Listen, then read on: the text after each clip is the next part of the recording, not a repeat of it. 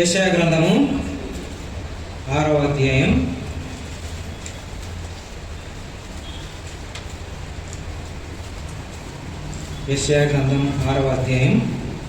3వ వచనం అందరము కలిసి చదువుదామండి.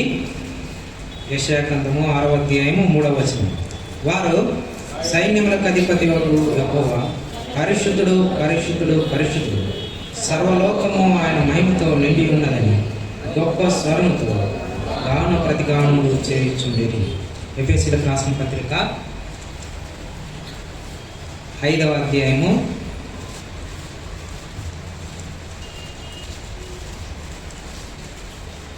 2వ వచనం అందరం కలిసి చదువుతామండి. ఎఫెసీ 5:2 వచనం. క్రీస్తు మిమ్మల్ని ప్రేమించి పరిమళ వాసనగా ఉండుటకు మన కొరకు తన్ను తాను దేవునికి అర్పణంగా బలిగాను అప్పగించుకుని అలాగుని మీరును ప్రేమ కలిగి నడుచుకున్నది. దేవుని సహాయం నిమిత్తమై ప్రార్థన చేసుకున్నాండి.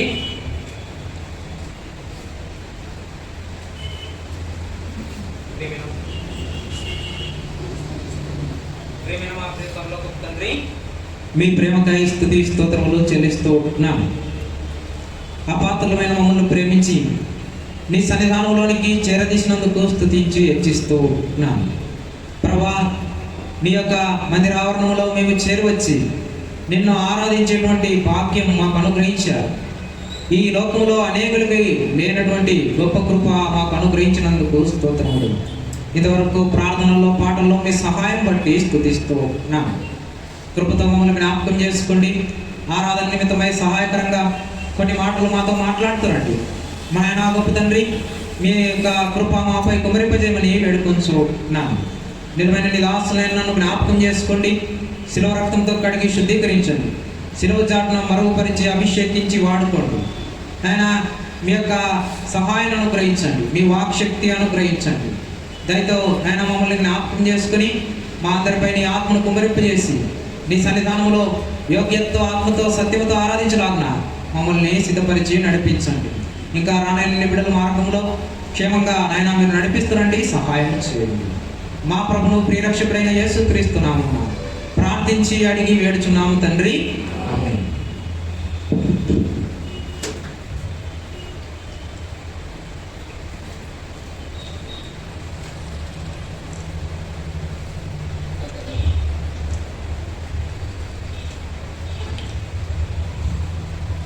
యేసుక్రీస్తు ప్రభు మన కోసమై ఏం చేస్తూ వచ్చినాడంటే తనను తాను అర్పించుకుంటూ వచ్చినాడు. ఎవరు పరిమళ వాసన ఉండటానికి? యేసుక్రీస్తు ప్రభు పరిమళ వాసనగా తన్ను తానే బలిగా అర్పించుకుంటూ వచ్చినాడు.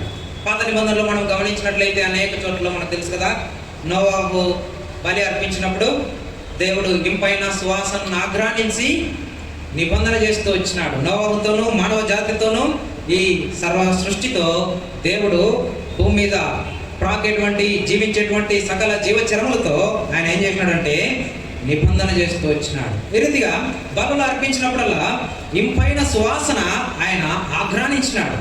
ఆయన తీసుకుని అంగీకరిస్తూ వచ్చినాడు. ఆ రీతిగా ఇంపైన సువాసనగా ఉండే దానికోసమై మానవుని పక్షాన పాపి మానవుడు తప్పిపోయినాడు కదా, ఈ తప్పిపోయినటువంటి యొక్క మానవుడిని దేవుని సన్నిధానంలో దేవునితో ఐక్యపరిచేదాని కోసమై ఒక బలి అవసరమైంది.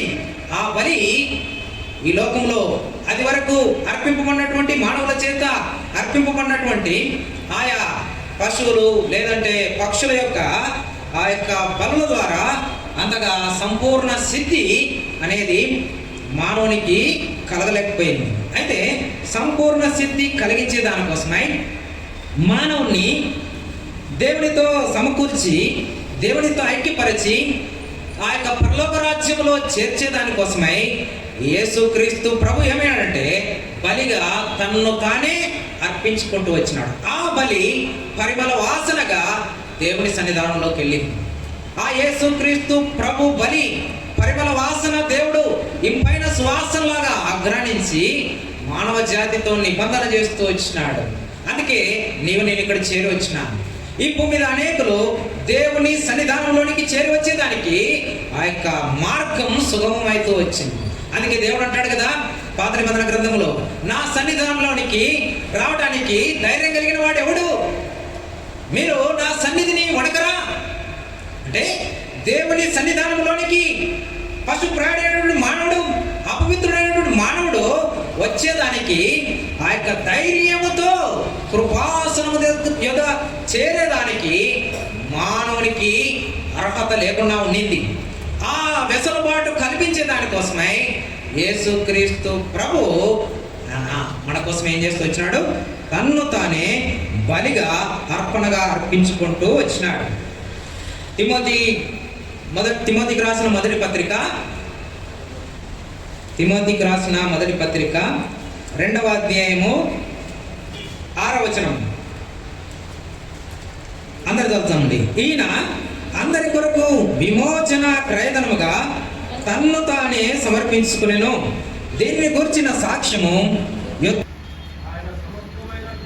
ఆయన సమస్తమైన దుర్నీతి నుండి మనల్ని విమోచించి సత్క్రియలందు ఆసక్తి గల ప్రజలను తన కోసరము పవిత్రపరచుకొని తన సొత్తుగా చేసుకొనుటకు తన్ను తానే మన కొరకు అర్పించుకునేను. ఈయన తన్ను తానే అర్పించుకున్నాడు. నేను నా ఇష్టానుసారంగా ఏం చేస్తున్నానంటే నా ప్రాణం పెడుతున్నా. నేను ప్రాణం పెట్టేదానికి నాకు అధికారం ఉంది, మరలా తిరిగి తీసుకునేదానికి నాకు అధికారం ఉంది. తన్ను తానే ఆయన అర్పించుకుంటూ వచ్చినాడు. ఎందుకు అంటే మనల్ని పవిత్రపరచుకొని తనకు సొత్తుగా ఉండేదానికోసమై. హెబ్రీయులకు రాసిన పత్రిక 9వ అధ్యాయము, హెబ్రీ 9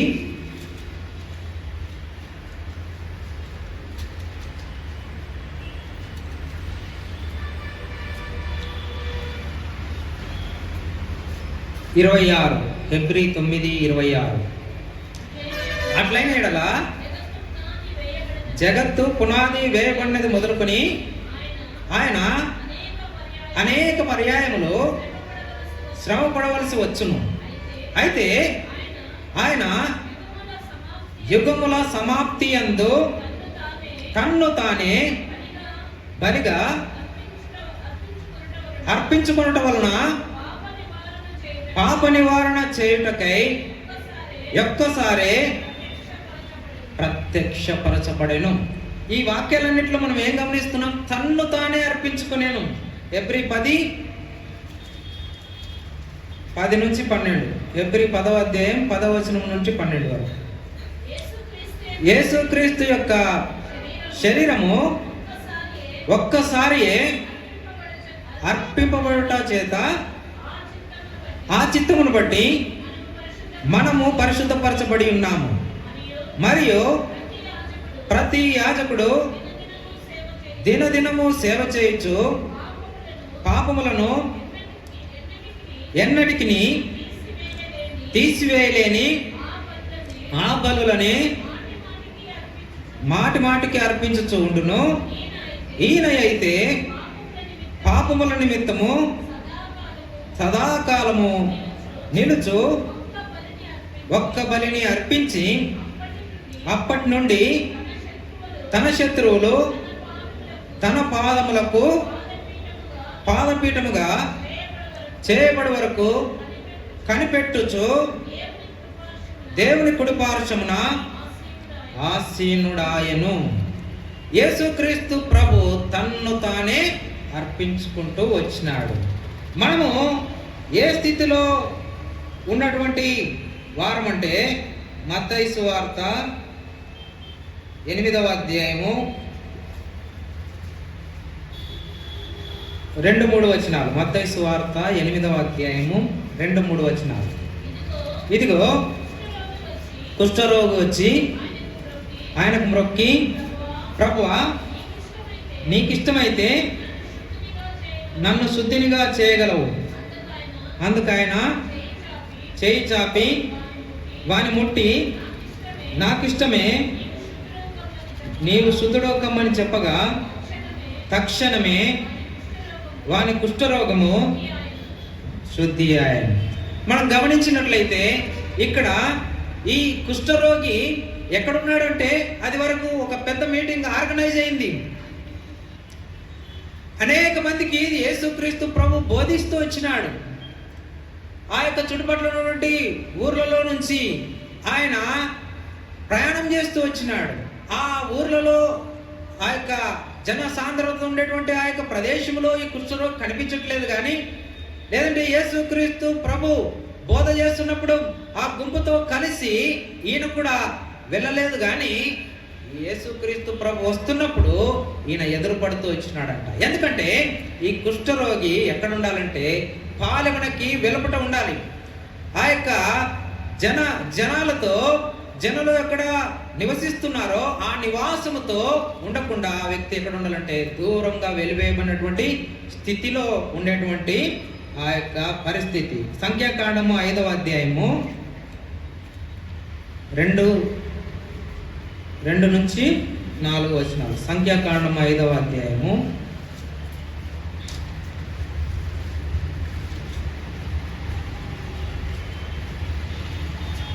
2 నుంచి 4 వచనాలు మార్చి చదువుతామండి. ప్రతి కుష్ఠరోగిని, స్రావం గల ప్రతివాన్ని, శవం ముట్టుట వలన అపవిత్రుడైన ప్రతివాన్ని పాలెములో నుండి వెలివేయవలనని ఇశ్రాయేళ్లకి ఆజ్ఞాపించుము.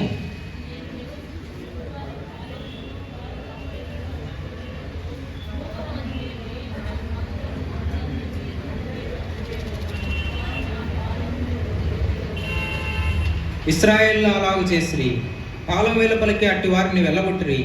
యెహోవా మోషేకు ఆజ్ఞాపించినట్లు ఇశ్రాయేలు చేసిరి. లేవియకాండము 13వ అధ్యాయము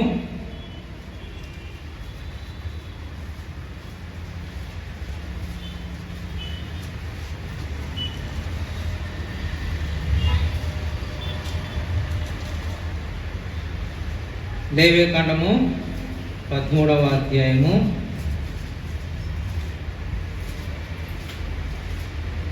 46వ వచనం, 45, 46. ఆ పొడగల కుష్ఠరోగి వస్త్రములను చింపివేయవలను, వాడు తల విరేబోసుకునవలను, వాడు తన పై పెదవిని కప్పుకొని అపవిత్రుడను అని బిగ్గరగా పలకవలను. ఆ పొడ వానికి కలిగిన దినములన్నీ వాడు అపవిత్రుడై ఉండును. వాడు అపవిత్రుడు గనుక ప్రత్యేకముగానే నివసింపవలను. వాని నివాసము పాలెమునకు వెలుపల ఉండవలెను. ఇది ఆ యొక్క వ్యక్తి యొక్క పరిస్థితి. ఎప్పుడైతే ఈ యొక్క కుష్ఠరోగము ఆ వ్యక్తికి వచ్చిందో ఆ వ్యక్తి ఎక్కడ ఉన్నట్టే పాలానికి వెలుపట మనుషులు సంచారం లేనటువంటి ఆ యొక్క ప్రదేశంలో ఆ వ్యక్తి ఉంటూ వచ్చినాడు. ఎప్పుడైతే యేసుక్రీస్తు ప్రభుని కలుసుకుంటూ వచ్చినాడో, యేసుక్రీస్తు ప్రభు నాకు ఇష్టమే నీవు శుద్ధుడు కమ్మన్నప్పుడు ఆయన శుద్ధి అవుతూ వచ్చినాడు. ఆయన దేవుణ్ణి ఆరాధన చేస్తూ వచ్చినాడు. మన యొక్క పరిస్థితి ఏంటంటే మనం కూడా ఇటువంటి స్థితిలో ఉన్నవారమే. అపోస్తల కార్యములు 15వ అధ్యాయము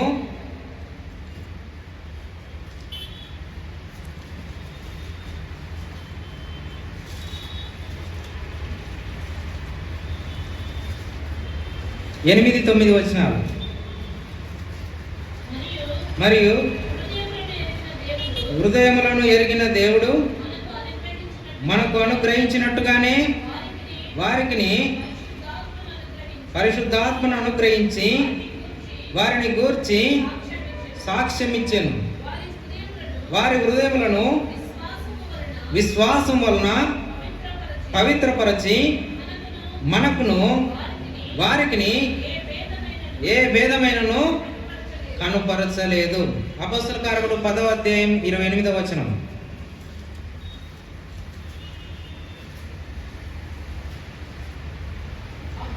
అప్పుడు అతడు అన్యజాతి వానితో సహవాసము చేయుటైనను అటు వాణిని ముట్టుకొనుటైనను యూదునికి ధర్మము కాదని మీకు తెలియను.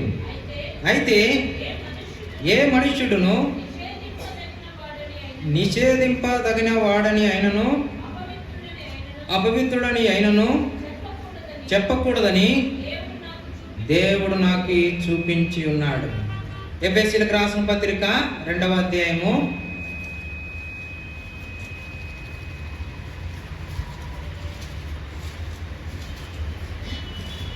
11 నుంచి 16 వరకు మార్చి చదువుదామండి. కాబట్టి మునుపు శరీర విషయంలో అన్యజనులై ఉండి శరీరమందు చేతితో చేయబడిన సున్నతి గలవారు అనబడిన వారి చేత సున్నతి లేని వారు అనబడిన మీరు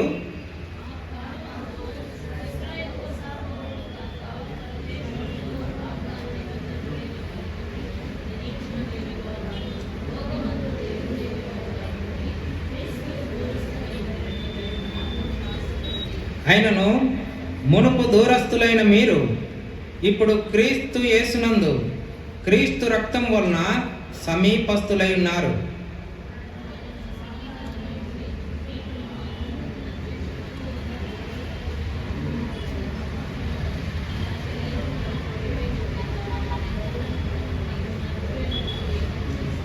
ఇట్లు సంధి చేయొచ్చు, ఈ ఇద్దరిని తన యందు ఒక్క నూతన పురుషునిగా సృష్టించి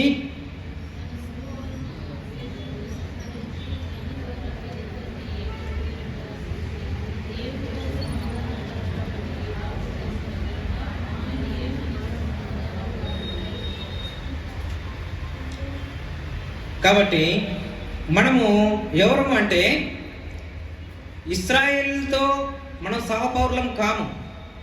మనము ఎవరమంటే అపవిత్రులముగా ఎంచబడిన వారం. మనం ఎవరంటే ఆ యొక్క ఇశ్రాయేలులకు వాగ్దానాలు ఉన్నాయి, నిబంధనలు ఉన్నాయి. వారికి దేవుడు ఉన్నాడనేటువంటి వారికి నిశ్చయిత ఉంది. అన్యజనులైనటువంటి మనకైతే దేవుణ్ణి, నిజమైనటువంటి దేవుణ్ణి చేరుకునే ఆ యొక్క భాగ్యం మనకు లేదు. మనము పాలయానికి వెలుపల ఉన్నవారం. మనము ఆ యొక్క దేవుని సన్నిధానానికి వెలుపల ఉన్నవారం. మనము అపవిత్రులం. ఈ భూమి మీద ఆయా రీతులుగా తప్పులు చేసి పాపం చేసి ఆ యొక్క దేవుని సన్నిధానంలోనికి వచ్చేదానికి ఏ అర్హత లేని ఆ యొక్క దుస్థితిలో ఉన్నటువంటి వారం మనం. అయితే మనల్ని ఈయన ఏం చేస్తూ వచ్చినాడు అంటే ఇప్పుడు తన్ను తానే బలిగా అర్పించుకున్నాడు. అర్పించుకొని ఏం చేసినాడు? పవిత్రపరచి. మనం అన్ని చదువుకున్నాం కదా, తిమోతికి రాసిన పత్రికలో, తీతు పత్రికలో మనల్ని ఏం చేసినాడు? తన్ను తానే అర్పించుకొని పవిత్రపరిచినాడు, తన సొత్తుగా చేసుకున్నాడు. అంత మాత్రమే కాకుండా మనల్ని ఎవరంటే ఇప్పుడు ఇశ్రాయేలుతో సహపౌరులం. ఇశ్రాయేలుతో సహపౌరులం అంటే సిటిజన్షిప్ ఆఫ్ ఇజ్రాయెల్ ఉంది కదా మనకి. ఇజ్రాయెల్తో సహపౌరులం అంటే ఇశ్రాయేలీలతో సహపౌరులమైతూ వచ్చినాం. అంటే మనకి ఫిలిప్పీలకు రాసిన పత్రికలో కూడా ఉంది కదా, పరలోకపు పౌర స్థితి మనకు కలుగుతూ వచ్చింది. ఒకప్పుడు మనము ఎవరము అంటే మన యొక్క ఇక్కడ పాలెము అంటే ఏంటంటే పరలోకం. ఈ భూమి మీద మనము పాలయానికి, పరలోకానికి వెలుపటున్నటువంటి వారం. ఈ భూమి మీద మనము అపవిత్రులైనటువంటి వారం. దేవుని సన్నిధానంలోనికి సమీపించేదానికి ఏ అర్హత, ఏ యోగ్యత, ఏ మార్గం లేని వారం. అయితే యేసుక్రీస్తు ప్రభు తానే మన కోసం దిగి వచ్చి తన్ను తానే ఏం చేసినాడు? బలిగా, అర్పణగా అర్పించుకుంటూ వచ్చినాడు. క్రీస్తు రక్తం వలన మనం ఇప్పుడు ఏమైనా ఉంటే సమీపస్తులమైతూ వచ్చినాం. వాళ్ళు ఇశ్రాయేలు ఏ రీతిగా అయితే దేవుని బిడ్డలైతూ వచ్చినారో, ఆ యొక్క పరలోక రాజ్యానికి వారసులైతూ వచ్చినారో, దేవుని నమ్మిన వాళ్ళు మనం కూడా పరలోక రాజ్యానికి వారసులైతూ వచ్చినాం. హెబ్రీయులకు రాసిన పత్రిక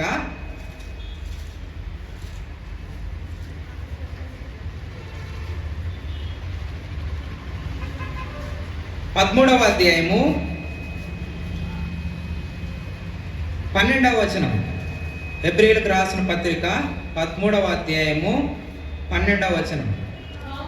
కావున యేసు కూడా తన స్వరక్తము చేత ప్రజలను పరిశుద్ధపరచుటకై గవిని వెలుపట శ్రమ పొందెను. యేసుక్రీస్తు ప్రభు తన్ను తానే బలిగా, అర్పణముగా అర్పించుకొని ఆయన శ్రమ పడుతూ వచ్చినాడు. కారణం ఏంటంటే నిన్ను పరిశుద్ధపరిచేదానికి, నిన్ను ఆ యొక్క పరలోక రాజ్యంలో చేర్చేదానికి. దూరస్తులము, ఈ లోకములో దేవుణ్ణి కలిగి లేని వారం, దేవుడు లేని వారం మనల్ని ఏం చేస్తూ వచ్చినాడంటే ఆయన అర్పణం ద్వారా, క్రీస్తు రక్తం ద్వారా మనల్ని పవిత్రపరుస్తూ వచ్చినాడు. అపవిత్రులైనటువంటి మనల్ని పవిత్రపరిచి మనల్ని ఏం చేసినాడంటే ఇశ్రాయేలుతో సహపౌరులు చేసి పరలోక రాజ్యాన్ని మనకు అనుగ్రహిస్తూ వచ్చినాడు. దానికోసం ఈయన ఎక్కడ శ్రమ పొందినాడంట? గవిని వెలుపట, అంటే గోల్గొతా కొండపైన ఇశ్రాయేల్ దేశంలో బయట కదా. అంత మాత్రమే కాదు, గవిని వెలుపట శ్రమ పొంది స్వరక్తం చేత ఆయన ఎక్కడ పోయినాడంటే ఆ యొక్క పరిశుద్ధ స్థలములో ఆయన ప్రవేశిస్తూ వచ్చినాడు. ఆ పరిశుద్ధ స్థలం ఏది? ఈ భూమి మీద ఉన్నటువంటి ఆ యొక్క శిథిలమైపోయేటువంటి గుడారంలో కాదు ఆయన ప్రవేశించిండేది. ఆయన ప్రవేశించిండేది ఏంటంటే ఎక్కడ అంటే ఆ పాలెం ఏదంటే ఒక పరలోక రాజ్యం. ఆయన తన స్వరక్తం తీసుకొని నీకోసం నా కోసమై తను తానే బలిగా అర్పించుకొని ఆ యొక్క రక్తాన్ని అర్పణంగా ఎక్కడ అంటే పరలోక రాజ్యంలో దేవుని సన్నిధిలో ఆయన అర్పిస్తూ వచ్చినాడు. గవిని వెలుపట అంటే పరలోక రాజ్యానికి వెలుపట వచ్చి ఆయన ఏం చేస్తున్నాడు? శ్రమ పొందుతూ వచ్చినాడు. గవిని వెలుపట పాలానికి, ఆ యొక్క పరలోక రాజ్యం యొక్క గేట్స్ కి బయట ఈ భూమి మీద గోల్గొతా కొండపైన నీకోసం నా కోసం ఆయన ఏం చేసినాడంటే శిలువలో ఆయన తన్ను తానే అర్పించుకున్నాడు. బలిగా అర్పణంగా పవిత్రమైన రక్తాన్ని చిందిస్తూ వచ్చినాడు. నన్ను ఆ యొక్క పాలెములో పరలోక రాజ్యంలో చేర్చేదానికోసమై ఆయన నీ కోసం నా కోసం మనుషులందరి విమోచన కోసం ఆ పాలెయాన్ని, ఆ పరిశుద్ధ స్థలాన్ని, ఆ పరలోక రాజ్యాన్ని విడిచి గవినికి వెలుపట నీ కోసం నా కోసం వచ్చి ఆయన శిలువలో తన పవిత్రమైన రక్తాన్ని కారుస్తూ వచ్చినాడు. తను తానే ఆ యొక్క పరిమళ వాసనగా అర్పించుకుంటూ వచ్చినాడు. కాబట్టి మనకేమైంది? మనకు కూడా రక్షణ, పాపాల నుంచి క్షమాపణ దొరికింది. మనము పరిశుద్ధపరచబడుతూ వచ్చినాం. పరలోక రాజ్యానికి వారసులైతూ వచ్చినాం. పాలెములో చేర్చబడుతూ వచ్చినాం. ఈ భూమి మీద దేవుని సంఘములో దేవుని సన్నిధి అనుభవించేటట్లు కూడా దేవుడు మనల్ని చేరదీస్తూ వచ్చినాడు. అందుకే మనం ఏం చేయాలా? దేవుణ్ణి ఆరాధన చేయాలి. ఆ పరిశుద్ధమైనటువంటి దేవుడు నన్ను రక్షించేదానికి ఈ భూలోకానికి వచ్చినాడు. అందుకే ప్రకటన గ్రంథంలో ఉంది కదా, 1వ అధ్యాయము 6వ వచనం. ప్రకటన 1:6. మనల్ని ప్రేమించుచు తన రక్తం వలన మన పాపముల నుండి మనల్ని విడిపించిన వానికి మహిమయు ప్రభావమును యుగయుగములో కలుగునుగాక. ఆమేన్. ఆయన మనల్ని తన తండ్రి యొక్క దేవునికి ఒక రాజ్యముగాను యాజకులనుగాను చేసెను. ఇది ఆయన రాజ్యముగా మనల్ని చేసినాడు. అంటే మన రాజ్యం ఈ భూలోకములో ఉన్నటువంటి దేవుని సంఘం రిప్రజెంటేషన్ మాత్రమే కాదు, కానీ పరలోక రాజ్యం. ఆ పరలోక రాజ్యంలో మనల్ని ఏం చేసినాడు? ఆయన చేరుస్తూ వచ్చినాడు. కాబట్టి మనం ఏం చేయాలా? దేవుణ్ణి ఆరాధన చేయాలా. ఈ లోకములో దేవునికి దూరస్తులం అయిపోయి పరలోక రాజ్యానికి చేరలేని స్థితిలో ఈ లోకములో అపవిత్రులమై పాపులమై ఉన్నటువంటి మనల్ని రక్షించేదానికై యేసు క్రీస్తు ప్రభు ఆ పరలోకాన్ని విడిచి ఆ గవిని దాటి ఈ భూలోకానికి వచ్చి మన కోసం ఏం చేసినాడు? తన్ను తానే బలిగా అర్పణంగా అర్పించుకున్నాడు. మనల్ని పరిశుద్ధపరిచినాడు, పవిత్రపరిచినాడు. పరలోక రాజ్యంలో మనల్ని చేర్చినాడు. దేవుడి సంఘములో మనల్ని చేర్చినాడు. అందుకై దేవుణ్ణి మనము ఆరాధించాలి. ఆ రీతిగా ఆరాధన చేసేదానికి దేవుడు మనకి సహాయం చేయుగా.